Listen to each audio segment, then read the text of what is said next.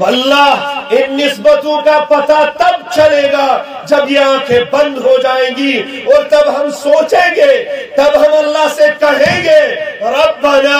ابصرنا وسمعنا فرجعنا نعمل صالحا انا موقنون۔ لیکن وقت گزر چکا ہوگا، روح نکل چکی ہوگی، آنکھیں بند ہو چکی ہوں گی، سانسیں کٹ چکی ہوں گی، کوئی موقع نہیں ملے گا۔ حسرت و افسوس تو انسان کرے گا کہ کاش اس گھڑی میں، اس وقت میں اخلاص سے بیٹھا ہوتا اور وہ موتی چنے ہوتے جو مجھے جنت کی راہ دکھلاتے، جو مجھے رسول اللہ کی شفاعت کے مقام پر پہنچاتے۔ لیکن مرنے کے بعد کسی کو موقع اس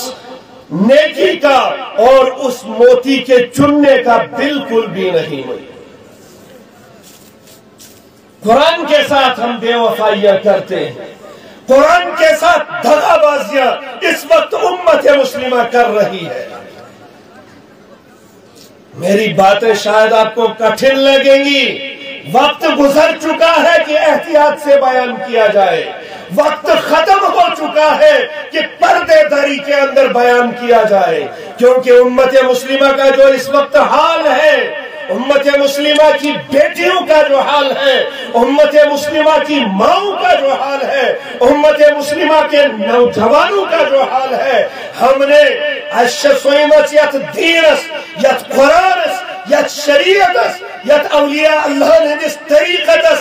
زچ کر چٹ چوروں طرفوں سے پھیلے، اور محبت اگر کی، دولت سے کی، محبت اگر کی، عہدے داری سے کی، محبت اگر کی، دنیا سے کی، محبت اگر کی، کالج کی تعلیم سے کی، محبت اگر کی، یونیورسٹی کے تعلیم سے کی، جس کالج کی فرنگی تعلیم نے، جس یونیورسٹی کی فرنگی تعلیم نے میری بیٹی کے سر سے دوپٹہ اتار کر اسے بے حیا بنا دیا، اس کے جسم سے کپڑے اتار کر اسے بدتمیز بنا دیا، اس تعلیم کی وقت تو ہمارے دل میں ہے، لیکن قرآن کی وقت ہمارے دل میں اس تعلیم کے بدلے ذرہ برابر بھی نہیں ہے۔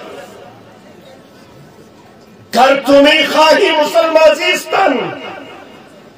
اگر چہن چک پنس پانس مسلمان منو ناوک نکین،